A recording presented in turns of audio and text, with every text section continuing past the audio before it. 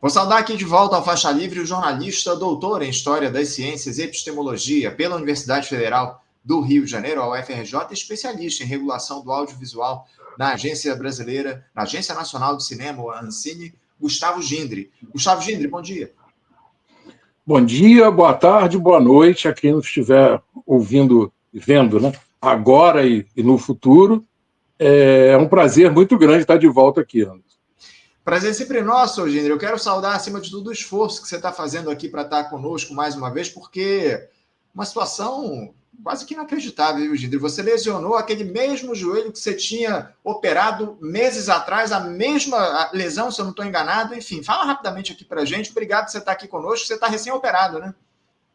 Foi a mesma lesão. Eu estava liberado já para conseguir andar na rua, mas aí eu acabei pisando num buraco de pedra portuguesa e o pé ainda não estava totalmente sólido, e aí foi-se o tendão de novo. Dessa vez eu tive que fazer um enxerto, salve aí o SUS. A gente conseguiu uma doação do INTO, né? Eles têm lá uma coisa que eu nem sabia, eles têm um banco de pele, ossos, ligamentos, tendões e tudo que são usados em cirurgias, para doações. Perdão. E eu recebi um tendão de Aquiles, na verdade, mas que foi utilizado aqui no meu joelho para recuperar esse tendão, e eu estou de volta fazendo tudo de novo, fisioterapia, é difícil sentar, enfim, tudo de novo. Que situação, Gindre, que situação. Eu desejo mais rápida, a tua recuperação mais rápido possível. Enfim, ainda bem que temos o SUS que, mais uma vez, te atendeu nesse momento. Enfim, é lamentável, e isso também fala sobre a zeladoria, né? Porque você pisou num buraco, numa pedra portuguesa, ou seja, a zeladoria do nosso município está sendo muito mal feita pelo prefeito, né? Com certeza. Enfim, eu e várias outras pessoas, a gente acaba escutando vários outros casos de pessoas até mais idosas e tudo, que têm acidentes na rua. Enfim, a cidade se depauperando a olhos vistos, né? É o retrato que a gente tem aqui no Rio de Janeiro, infelizmente. Mais uma vez, te desejo uma boa recuperação e vamos seguir aqui hoje, tratando aqui dos temas. Mais uma vez, obrigado pelo esforço por estar aqui com a gente, para a gente falar sobre essa situação que eu vi muito pouca gente repercutindo aqui nos últimos dias, mas eu queria uma análise tua, porque o SERPRO, que é o Serviço Federal de Processamento de Dados, iniciou testes com equipamentos de nuvem soberana da Microsoft, empresa estadunidense, uma das poucas Big Techs, inclusive, que não tinha ainda contrato com o governo federal para ofertar o maquinário dessa tecnologia. A empresa pública de dados já homologou a primeira etapa da entrega à gigante americana, que deve compor a nuvem do governo em breve. Essa nuvem soberana, só explicando rapidamente aqui para os nossos espectadores, ela é usada para nacionalizar o armazenamento de dados dos brasileiros. Com esses equipamentos, o governo instala centrais de processamento de informações nos prédios das duas principais empresas de tecnologia do nosso país, a SUSERPRO e também a Dataprev, que é a empresa de tecnologia e informações da Previdência. Assim, esses dados que antes ficariam em centrais das Big Techs no exterior passam a ser armazenados em território nacional. Hoje, me parece que é algo comum, algo que já vem sendo feito há algum tempo aqui no nosso país com outras empresas, mas eu queria que você detalhasse aqui para os nossos espectadores o que representa esse tipo de acordo para o país, os riscos que estão envolvidos, porque você acaba armazenando dados em equipamentos de empresas estrangeiras, né, Gindre, ainda que em território nacional. Anderson, eu vou te ser sincero, eu acho que tem vários problemas aí nesse cenário, mas eu não acho que necessariamente a compra dos equipamentos seja um problema. É mais um reflexo de outros problemas. Porque eu gostei até da analogia que o presidente do SERPRO fez. É como se dissesse que o governo brasileiro vai estar usando um cofre na sua casa para guardar segredos, mas o cofre é estrangeiro. Isso não chega a representar um grande problema na medida em que essas empresas não terão acesso a esses equipamentos, né? Como se dissesse realmente a empresa do cofre te vender o cofre, mas ela não vai ter acesso ao que está lá dentro, né? Então, o governo até está tentando, digamos, fragmentar essa rede, essa nuvem, usando equipamentos dos principais fornecedores hoje de nuvem do mundo. A Amazon, que é a grande fornecedora, Microsoft, Google, Huawei. Então, são as principais empresas aí de nuvem no mundo estão fornecendo equipamentos para o governo montar a sua rede. Então, nesse sentido, eu não acho que há problemas, não haverá perda de soberania da gente estar usando equipamentos de outros, porque esses equipamentos não estarão...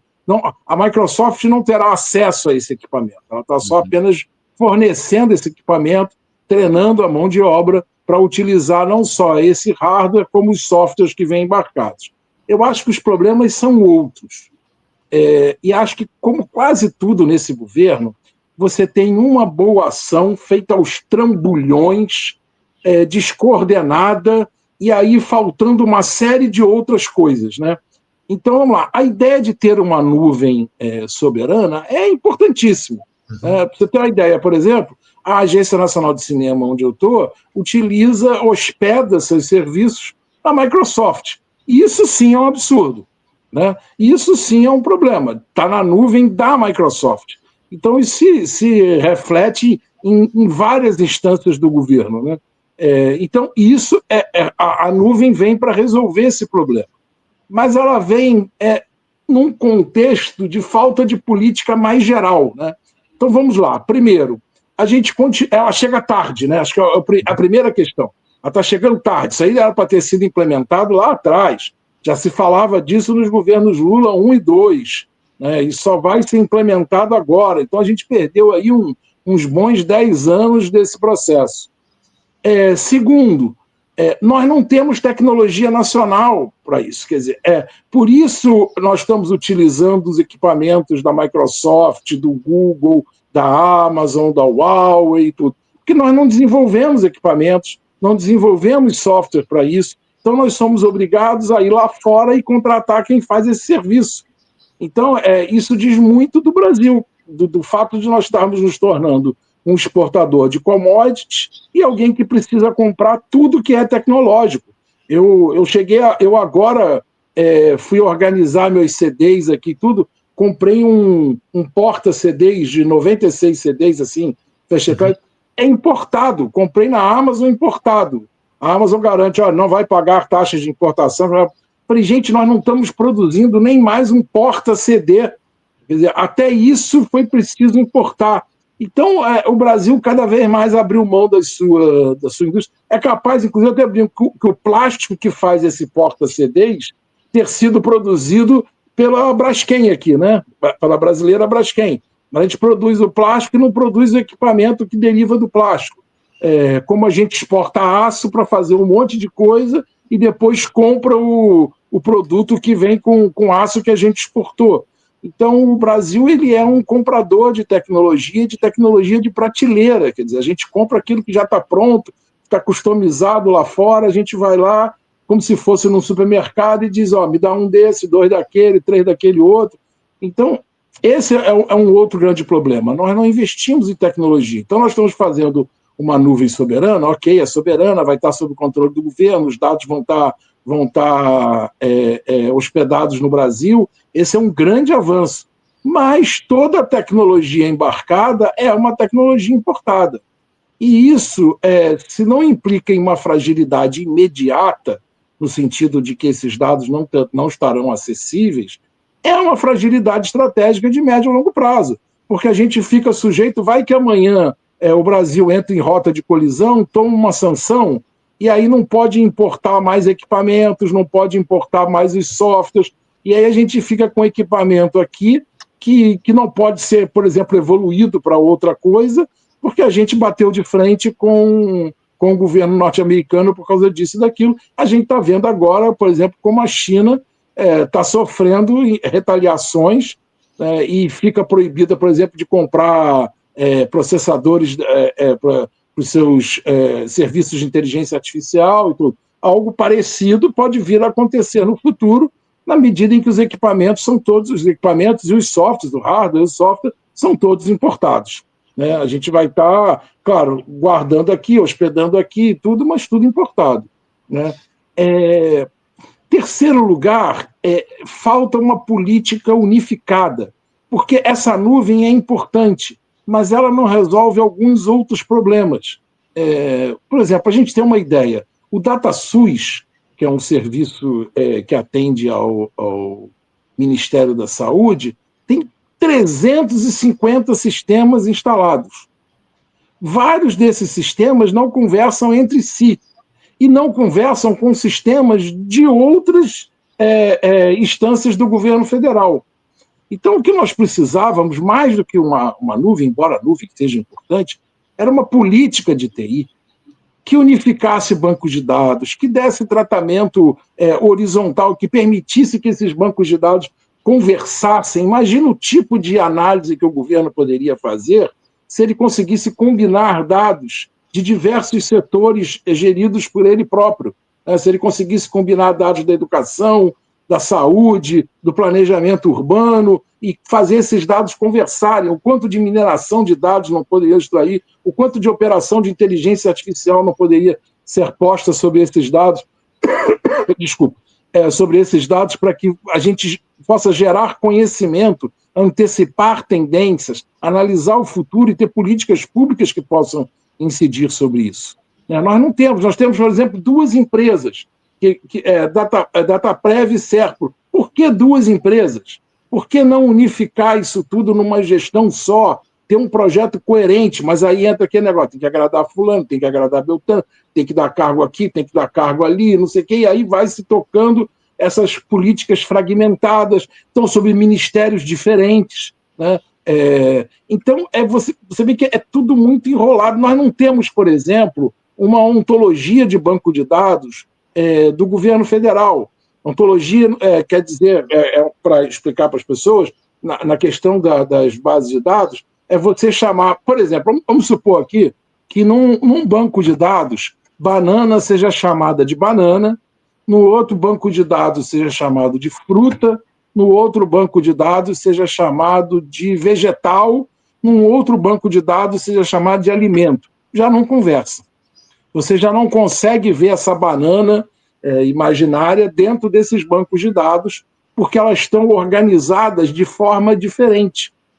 Uma ontologia de um banco de dados significa que aquelas coisas estarão chamadas pelos devidos nomes, para que elas possam ser parametrizadas, para que elas possam ser comparadas. Então, você garantir que o Ministério da Saúde, o Ministério da Educação, os outros ministérios estarão chamando as mesmas coisas pelos mesmos nomes, estarão organizando essas coisas em hierarquias lógicas, significa que esses bancos de dados podem conversar, porque não adianta só você... As pessoas podem pensar que você ligar fisicamente os bancos de dados. Não, isso não adianta.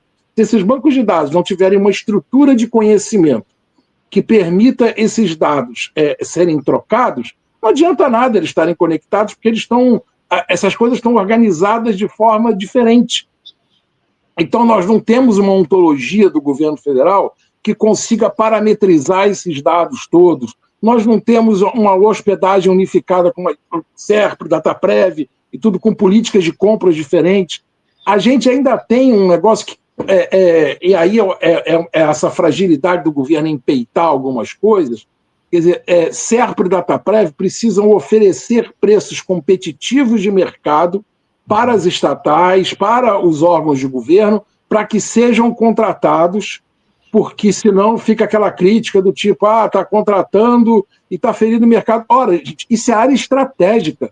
Não tem que ficar negociando preço. É um abraço, tem que dizer, olha, o governo federal todo estará hospedado na nuvem soberana. Pronto, acabou. Não tem que ficar, mas aí vai negociar preço para saber se o ministério tal hospeda porque parece que só os dados realmente sigilosos são obrigatórios de ir para a nuvem soberana. Os outros não são. Então, cabe ao Ministério decidir se ele vai hospedar na nuvem soberana. Gente, não pode ser isso, não pode ser por valor de mercado.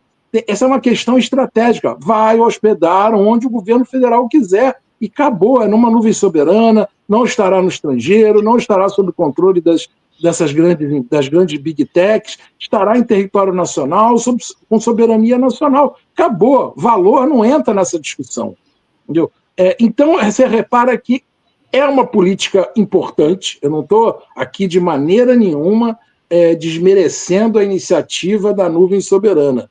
Eu acho que ela é importantíssima, mas só isso não resolve o nosso problema. É preciso ter uma política mais ampla, coordenada e com ênfase, porque a sensação que eu tenho é que o governo ele compra, mas não compra as ideias, ele vai, mas não vai. Então ele vai até onde não tem grito. Se tiver muito grito, ele recua. Então falta realmente uma política coordenada no qual essa nuvem, aí sim, ela poderá cumprir um papel importantíssimo. Gindri, você tocou em algumas questões centrais nesse debate aqui no nosso programa, mas você também chegou, acima de tudo, onde eu queria chegar, porque por mais que propriamente a compra desses equipamentos para armazenamento desses dados em nuvem soberana não seja um problema, eu acho que, acima de tudo, isso evidencia, como você mesmo citou ao longo da tua resposta, como a nossa indústria de tecnologia está absolutamente atrasada. O Brasil não consegue desenvolver equipamentos para armazenar esse tipo de informação e fica refém das empresas estrangeiras, dos equipamentos produzidos por empresas estrangeiras. Eu queria que você, mais uma vez, ainda que você já tenha detalhado isso, já tenha citado, que a gente reforçar essa questão da importância de o Brasil desenvolver mais a indústria de tecnologia, a importância disso para o país e, inclusive, para além do desenvolvimento industrial, quando a gente fala do tema da soberania, que foi muito defendido pelo presidente Lula ao longo dos últimos anos, mas parece que, como você fala, parece que vai, mas não vai. Parece que a teoria é muito bacana, mas a prática ela não é exercida de maneira plena. Queria que você falasse um pouco a respeito disso, dos perigos que há da falta do desenvolvimento da nossa indústria de tecnologia em especial.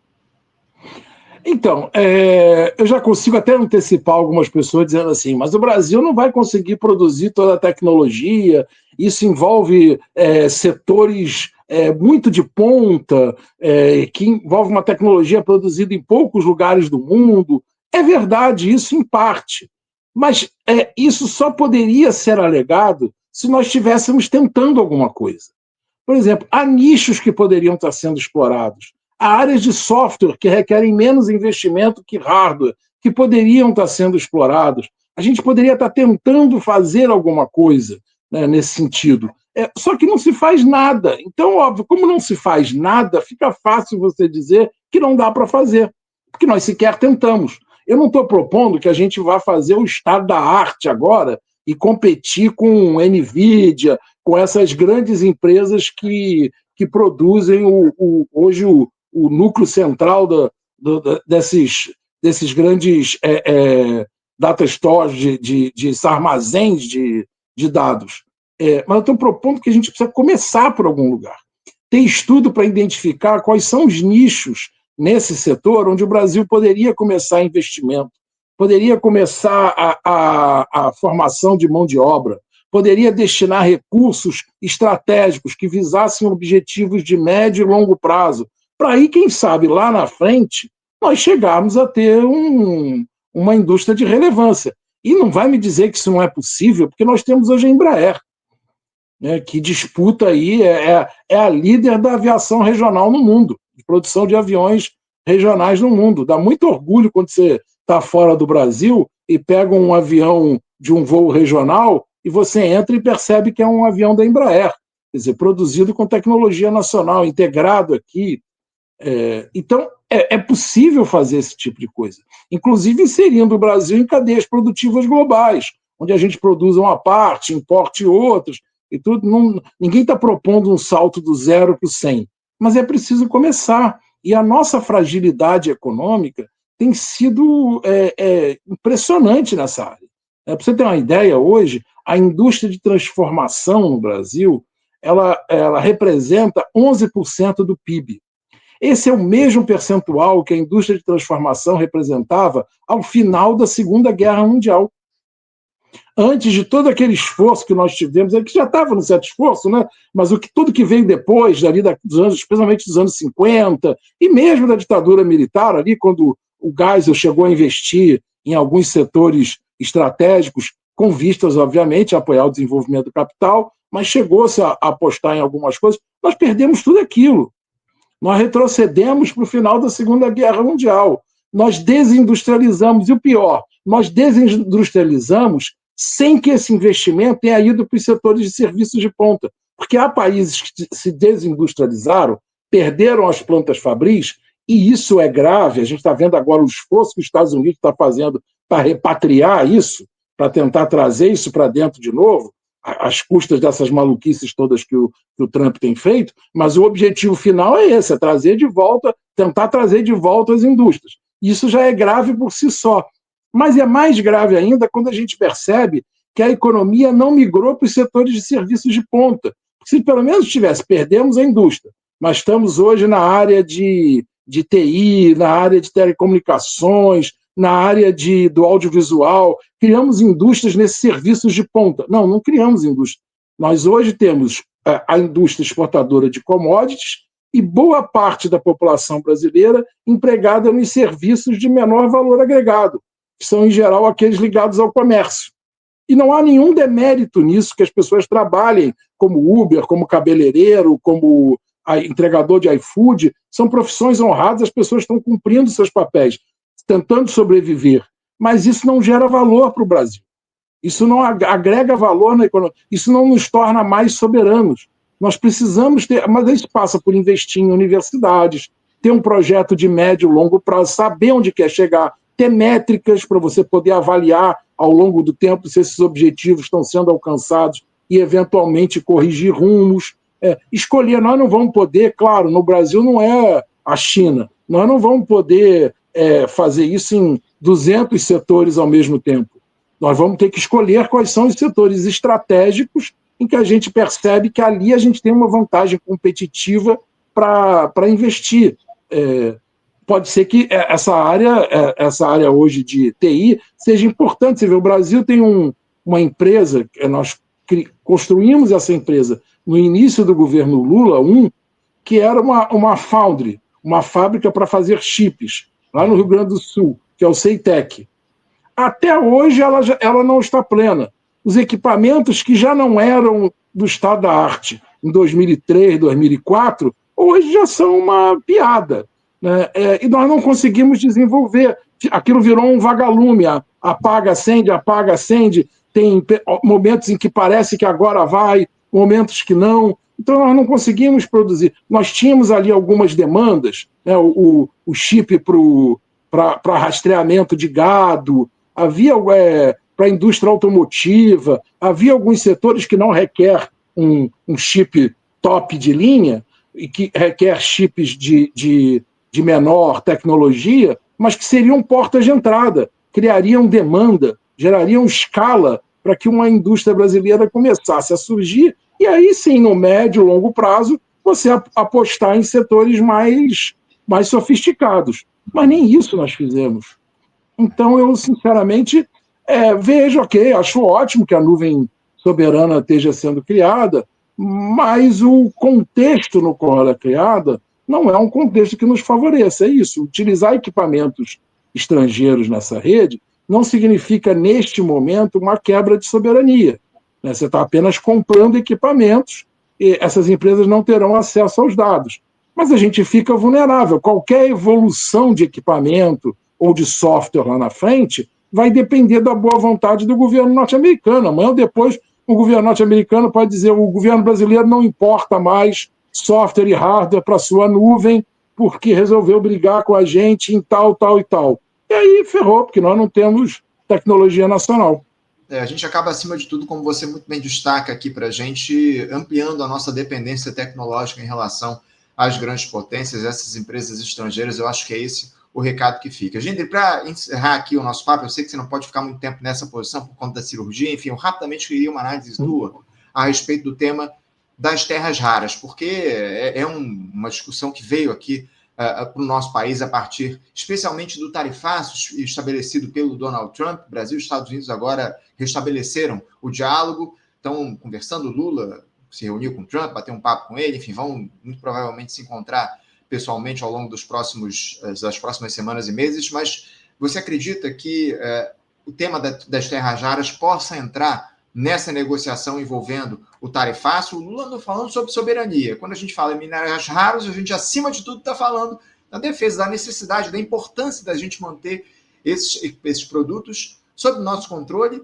A gente está falando de soberania nacional acima de tudo. Como é que você avalia a possibilidade das terras raras entrarem na discussão, nas negociações entre o Donald Trump e o Lula? E eu queria acrescentar só uma última questão aqui. Eu conversei na última semana, a gente fez um debate aqui justamente a respeito desse encontro do Lula com o Trump, e o Hugo Albuquerque, que é jurista, um especialista no tema internacional, ele lembrou aqui que dificilmente o Brasil vai ceder terras raras para os Estados Unidos, porque esses minerais já estariam prometidos à China, os minerais raros brasileiros. Como é que se avalia todo esse cenário envolvendo as terras raras e a negociação com o Trump? Então, sendo realista, por um lado, óbvio, o Lula não poderá fazer o que eu gostaria muito, que é virar para o Trump e dizer, vai, entendeu? Por raio que os parta e tudo. Óbvio que tem que haver uma negociação pragmática e tudo. Em que pese o fato, do ponto de vista pragmático, que as sanções não afetaram a economia brasileira como se esperava inicialmente. Houve um impacto, mas ele foi menor. No início dizia-se que seria catastrófico. Não foi catastrófico. Mas óbvio que houve impacto. Então é preciso sentar e negociar com o governo norte-americano, sendo bem realista.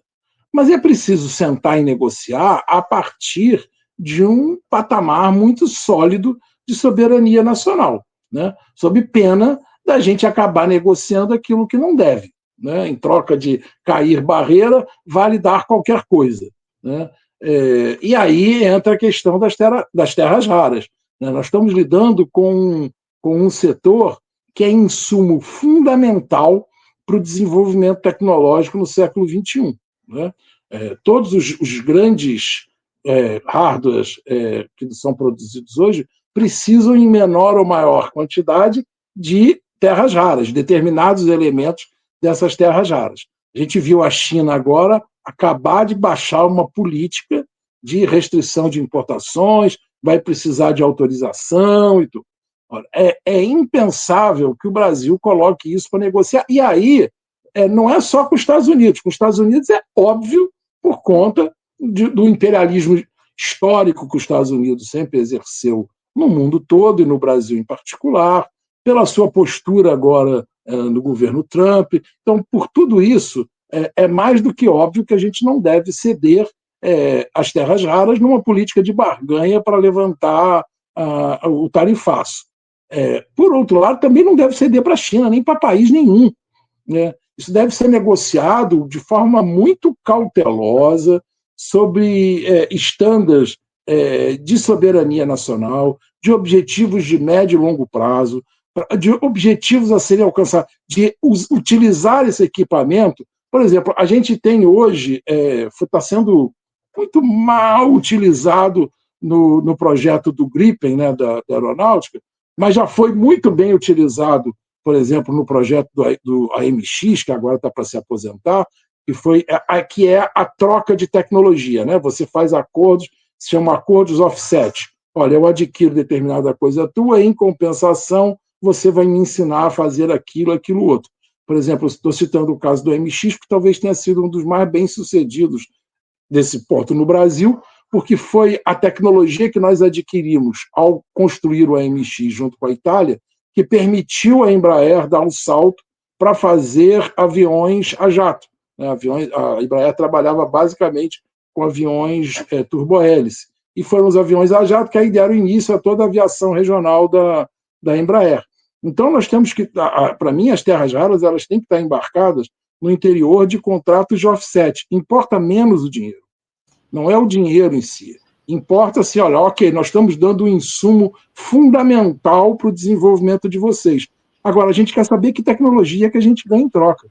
Entendeu? E isso é algo, eu me lembro há um tempo atrás, há uns 10 anos ou mais, a China negociou a compra de não sei quantos mil vagões de trem de alta velocidade da Mitsubishi.